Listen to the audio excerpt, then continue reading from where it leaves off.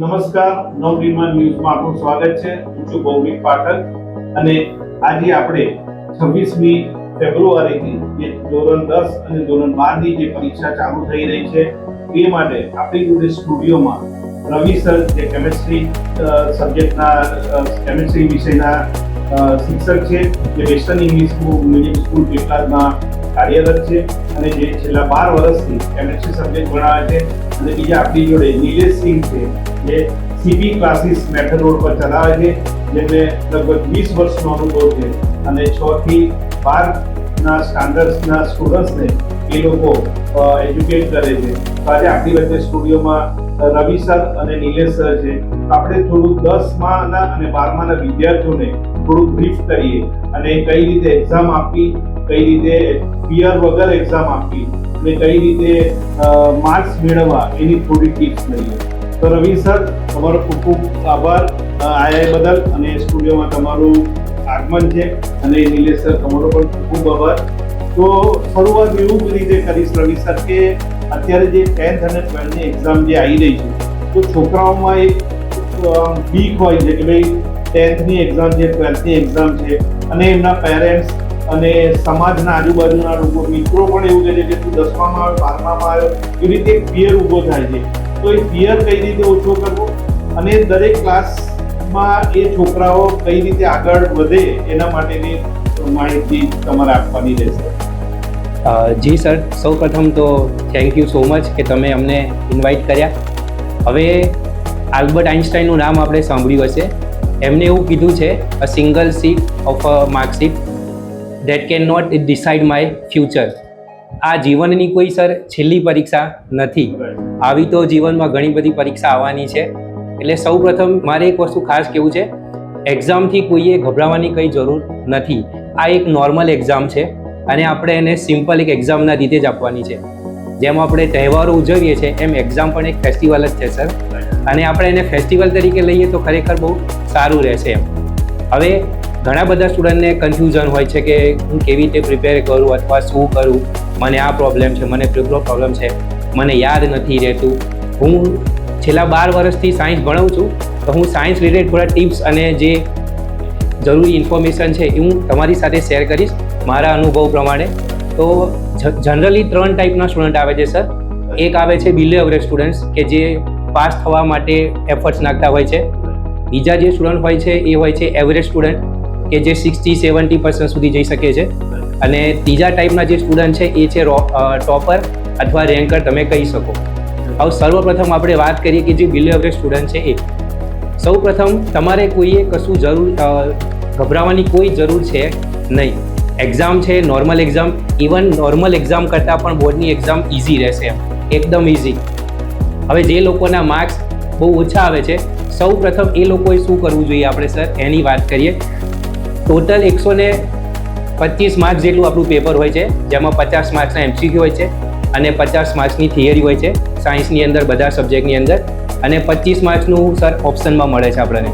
એટલે ટોટલ 125 માર્ક્સમાંથી આપણે હાર્ડલી 32 કે 33 ગુણ લાવવાના હોય છે. આપણે એવું કહી શકીએ સાયન્સમાં તમારે ફેલ થવું એટલે next to impossible. A pass easily તમે પાસ થઈ શકશો.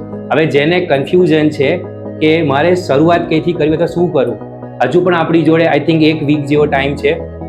તમે પહેલેથી એફર્ટ્સ નાખતા જશે બધા સ્ટુડન્ટ. તો જે સ્ટુડન્ટ્સને હજુ પણ એવી કન્ફ્યુઝન છે કે મને લાગે છે કે હું નહીં નીકળી શકું, તો એના માટે એક સિમ્પલ ટિપ્સ છે. ટોટલ જેટલા પણ ચેપ્ટર છે એમાંથી અમુક સિલેક્ટેડ ચેપ્ટર્સ આપણે લઈ લઈએ. એમાંથી પણ અમુક ખાસ અગત્યના પ્રશ્નો હોય છે જેને તમે સરખી રીતે પ્રિપરેશન કરો છો તો તમે સારા માર્ક્સ લાવી શકો છો. બેકઅપમાં આપણે એવું કહી શકીએ સર, છેલ્લા 5 વર્ષના જે ગુજરાત બોર્ડના પ્રશ્નપત્ર છે એને તમે પ્રિપેર કરી શકો. હાલ એક મોટી કન્ફ્યુઝન એવું છે, અલગ અલગ પ્રકારના પ્રકાશન આવે છે, પેપર સેટ આવે છે, લોકો એને વધારે પડતી પ્રાયોરિટી આપે છે. એને પ્રાયોરિટી ન આપતા આપણે એક એવું સારું કામ કરી શકીએ. આપણે ગુજરાત બોર્ડમાં જ એક્ઝામ આપવાની છે, તો ગુજરાત બોર્ડના જે જૂના વર્ષોના પ્રશ્નપત્રો છે, જો આપણે એને સર સરખી રીતે પ્રિપેર કરીએ તો સારો માર્ક્સ અથવા સારો સ્કોર તમે કરી શકો છો. તો જે બિલો એવરેજ સ્ટુડન્ટ છે, જેને પાસિંગ થવું છે અથવા પાસિંગ માર્ક્સ આવે છે, તો એના માટે એક બેસ્ટ જેને કહેવાય ને પાસ થવાનું પંચામૃત, કે તમે છેલ્લા 5 વર્ષના પેપર કરી લો અને અમુક સિલેક્ટેડ ટોપિક અમુક સિલેક્ટેડ ચેપ્ટર્સમાંથી જ કરી શકો તો એ તમારા માટે ખરેખર સારું રહેશે. ખાલી કોઈએ હોબાળો કશું ક્રિએટ કરવાની જરૂર નથી. અને બીજો સર એક પ્રશ્ન એવો થાય છે, સલાહ એડવાઇસ જેને આપણે કહીએ છીએ, આપણે એડવાઇસ જેટલી વધારે લઈએ છીએ એટલા વધારે કન્ફ્યુઝ થઈએ છીએ. તો એડવાઇસ ન લેતા આપણો પ્રોબ્લેમ સબ્જેક્ટ છે તો આપણે સબ્જેક્ટ આપણને એ જ ન્યાય આપશે. તો જે તમારો પ્રોબ્લેમ ક્રિએટ કરે છે તમે એને જ પ્રાયોરિટી આપો. મોટિવેશન સ્પીચ વર્ક કરશે પણ આપણું પ્રોબ્લેમનું જે સોલ્યુશન છે સર એ તમને તમારો સબ્જેક્ટ જ આપશે. તો હું ખાસ એક વખત ફરીથી કહું છું, જે એવરેજ સ્ટુડન્ટ્સ છે અથવા બિલો એવરેજ સ્ટુડન્ટ્સ એમને અમુક સિલેક્ટેડ ટોપિક્સ કરવાના છે અમુક સિલેક્ટેડ ચેપ્ટર્સમાંથી.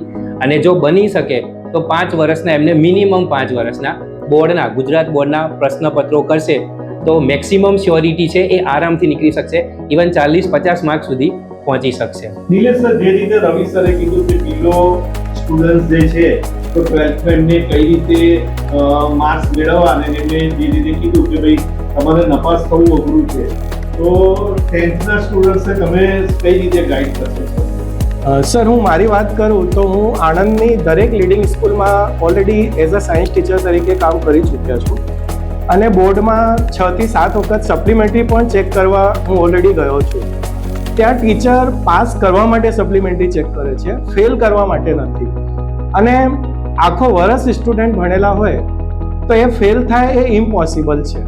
કન્ટેન્ટ રિલેટેડ એને લખ્યા હશે અને ટીચર 1 માર્ક્સ આપશે તો એમનો 31-32 માર્ક્સ તો ઇઝીલી થઈ જાય છે. 27 માર્ક્સ પાસિંગમાં છે જોઈએ. બીજું, જે રેન્કર સ્ટુડન્ટ હોય એ રેન્કર સ્ટુડન્ટ માટે હું એક સજેશન આપીશ કે your text book is the best reference book. તમે પેપર સેટ પર ડિપેન્ડ રહો બટ 100% પેપર સેટ ફોલો ના કરો, કેમ કે ગવર્મેન્ટે કોઈને પેપર બનાવવા માટે આપે છે તો એ ટેક્સ્ટ બુક આપે છે, કોઈ પેપર સેટ કે ડાયજેસ્ટ આપતી નથી. અગર તમારી ટેક્સ્ટ બુક ક્લિયર છે તો ડેફિનેટલી તમે 100 આઉટ ઓફ 100 માર્ક્સ ટચ કરી શકો છો. હું મારા પાસ્ટ સ્ટુડન્ટની વાત કરું તો લાસ્ટ યર ઘણા બધા સ્ટુડન્ટે સાયન્સમાં 100 આઉટ ઓફ 100 માર્ક્સ લાવ્યા છે. એ લોકોની ખાલી ટેક્સ્ટ બુક ક્લિયર હતી. ટેક્સ્ટ બુક ક્લિયર હશે, કોન્ફિડન્સ હશે તો ડેફિનેટલી બહુ જ સારા માર્ક્સ લાવી શકશે. અને આપણે એવું પણ કહીએ છીએ કે ઘણીવાર તમે જે કીધું કે ટેક્સ્ટ બુકની અંદરનું પૂછાય છે, તો તમે પાસ્ટમાં જુઓ તો ઘણીવાર બોર્ડ દ્વારા બહારના ક્વેશ્ચન આન્સર પણ અંદર પૂછેલા હોય છે કે એ ક્વેશ્ચનના આન્સર સ્ટુડન્ટ્સ આપી નથી શકતા. તો એ કેસમાં બોર્ડ દ્વારા શું કરવામાં આવે છે? એમાં શું હોય સર કે બોર્ડ આઉટ ઓફ સિલેબસ પૂછવું પહેલી વાત તો અશક્ય વસ્તુ છે, બટ કદાચ પૂછી લીધા હોય તો પાસ્ટમાં ગવર્મેન્ટે માર્ક્સ જે છોકરાએ ક્વેશ્ચન અટેન્ડ કરેલા છે એ લોકોને માર્ક્સ આગળથી આપ્યા છે, રાઈટ? તો એવું પોસિબલ જ નથી કે ટેક્સ્ટબુકના બહારથી કશું આવે. બીજું, જ્યારે આપણે ભણતા હતા ત્યારે એટલી અવેરનેસ નહીં હતી. અત્યારે પેરેન્ટ્સ છોકરાઓને એટલા પ્રેશરાઇઝ કરી દે છે એટલે બિચારો બહુ ગભરાઈ જાય છે. ખરેખર આ જીવનની છેલ્લી એક્ઝામ નથી, પહેલી એક્ઝામ છે. તો પહેલી એક્ઝામને તો એક ફેસ્ટિવલ તરીકે, જેવી રીતે રવિ સરે કીધું કે અગર એક ફેસ્ટિવલ તરીકે આપણે એક્ઝામ ઉજવીએ, જેવી રીતે કોઈ ફેસ્ટિવલ હોય તો આપણે સરસ નવા કપડાં પહેરીએ, સ્વીટ ખાઈએ, લોકો જોડે એન્જોય કરીએ, એવી રીતે એક્ઝામ પણ એન્જોય કરવાનો ગેમ છે, ન કે ટેન્શન લેવાનું. અને સબ્જેક્ટ વાઇઝ તમે એમને કહેશો કે મેથ્સ અને સાયન્સ અને ઇંગ્લિશ જે મેઇન સબ્જેક્ટ છે તો એને કેટલું વેટેજ આપે, એ સિવાયના બીજા સબ્જેક્ટ એને કેટલું વેટેજ આપે, અને કઈ લાઈનમાં એ જઈ શકે કે એનું 10thમાં કયા સબ્જેક્ટ સારા છે તો કઈ લાઈનમાં જઈ શકે એ પણ થોડું બ્રીફ કરો. એમાં સર એવું છે કે 10thનો મેથ્સ, સાયન્સ, ઇંગ્લિશના એસએસ એ થોડા ડિફિકલ્ટ સબ્જેક્ટ કન્સિડર કરવામાં આવે છે. અમે એવા છે કે જે મેથેમેટિક્સ છે એમાં ગવર્મેન્ટે ટેક્સ્ટબુકમાં 3 થી 4 ચેપ્ટર એવા રાખ્યા છે જે પાસ કરવામાં ઇમ્પોર્ટન્ટ રોલ પ્લે કરે છે, જેમ કે પોલિનોમિયલ થયા, સ્ટેટિસ્ટિક થયા, રાઈટ? પછી પ્રોબેબિલિટી થયા.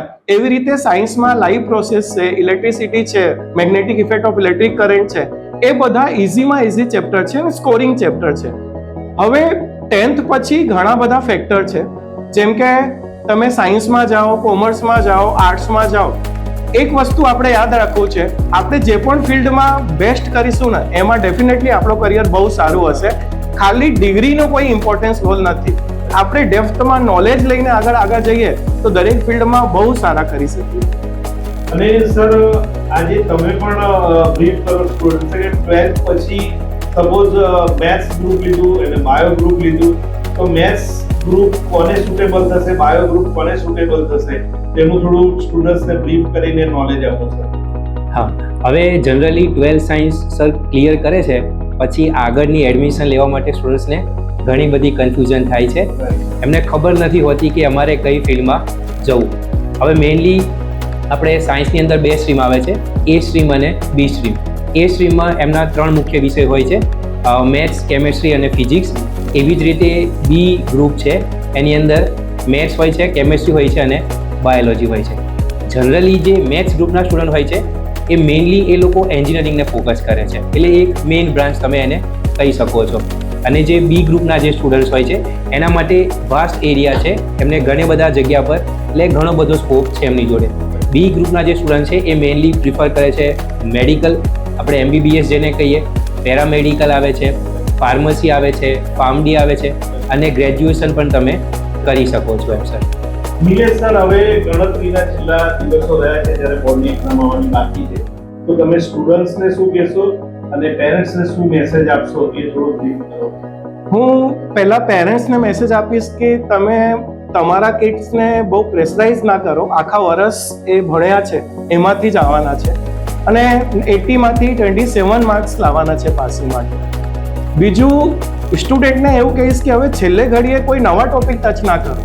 સપોઝ હું સાયન્સની વાત કરું કે કોઈને ઇલેક્ટ્રિસિટી નહીં આવડતું, તો ઇલેક્ટ્રિસિટી આખો સ્કીપ ના કરો. તમે છેલ્લા 5 વર્ષનો ઇલેક્ટ્રિસિટીના પેપર કરી લો એન્ડ રિમેનિંગ ચેપ્ટર સારી રીતે પ્રિપેર કરો, તો એનાથી તમે બહુ સરસ માર્ક્સ લાવી શકશો. અને છેલ્લે ઘડીએ પ્રેશરાઇઝ થવાની જરૂર નથી, રાઈટ? એન્જોયમેન્ટ કરો, ફેમિલીને ટાઈમ આલો, ભણવાને ટાઈમ આલો, રાઈટ? અને ખાસ કરીને મોબાઈલથી થોડો બચો. તમે મોબાઈલ થોડા કંટ્રોલ રાખજો આ છેલ્લા અઠવાડિયામાં, તો બહુ સારું કરી શકશો. રવિ સર, તમારે શું કેવું છે કે છેલ્લા ગણતરીના દિવસો જ્યારે એક્ઝામને રહ્યા છે તો પેરેન્ટ્સને અને સ્ટુડન્ટ્સને કઈ રીતે તમે ગાઈડ કરશો? જી સર, હવે એક વીકમાં સૌ પ્રથમ જેમ નિલેશ સરે કીધું એમ નવું તમારે ખાસ કંઈ કરવાની જરૂર છે નહીં. તમે જેટલું સર પ્રિપેર કર્યું છે બસ એનું વારંવાર પુનરાવર્તન કરો અને એને જ તમે પરફેક્ટલી પ્રિપેર કરો. અને માતા પિતાને પણ એક ખાસ નિવેદન છે, એક આપણે અપીલ કરીએ છીએ, અરજી કરીએ છીએ કે છોકરાને કે છોકરીને એમનું જે બાલ્ય છે એમને પૂરેપૂરું સમર્થન આપે, એમને મોટિવેટ કરે. જરા પણ એમને એવું લાગે કે કશું કન્ફ્યુઝન છે તો જે તે સબ્જેક્ટ ટીચર છે કે શાળાના શિક્ષક છે એમનો તુરંત કોન્ટેક્ટ કરે, તો એ બાળકની જે મૂંઝવણ છે એ એક્ઝામ પહેલાં જ આપણે એને પરફેક્ટલી સોર્ટ આઉટ કરી શકીએ. અને કોઈએ પણ જરા પણ ગભરાવાની સર આમાં જરૂર છે નહીં. અમે નવનિર્માણ તરફથી પણ અમે પેરેન્ટ્સને પણ રિક્વેસ્ટ કરીએ છીએ કે આ છોકરાઓની જે રીતે સરે કીધું કે છેલ્લી પરીક્ષા નથી જીવનની અને ઘણી બધી પરીક્ષાઓ જો આપવાની બાકી છે, તો છોકરાઓને પ્રેશરાઇઝ ના કરે, એન્જોય કરવા દે અને નંબર પાછળ ને માર્ક્સ પાછળ ના દોડે. અને સ્ટુડન્ટ્સ, તમે તમારું નામ રોશન કરો, તમારા માતા પિતાનું નામ રોશન કરો, તમારા શિક્ષકોનું નામ રોશન કરો અને ભારત વર્ષનું નામ રોશન કરો, એવી નવનિર્માણ ટીમ તરફથી અને બે અમારા સાહેબો નિલેશભાઈ અને રવિભાઈ તરફથી ખૂબ ખૂબ શુભેચ્છાઓ અને દરેક સ્ટુડન્ટ્સને ઓલ ધ બેસ્ટ. અને રવિ સર, તમે આયા અને કિંમતી સમય મને આપ્યો બદલ ખૂબ આભાર તમારો. ધન્યવાદ. નિલેશ સર, તમારો પણ ખૂબ આભાર. અને તમારું સીપી ક્લાસ ટોપ લેવલ પર સ્ટુડન્ટ્સ માર્ક્સ લાવે અને ખૂબ પ્રગતિ કરે એવી નવનિર્માણ ટીમ તરફથી શુભેચ્છા. નમસ્કાર. નમસ્કાર.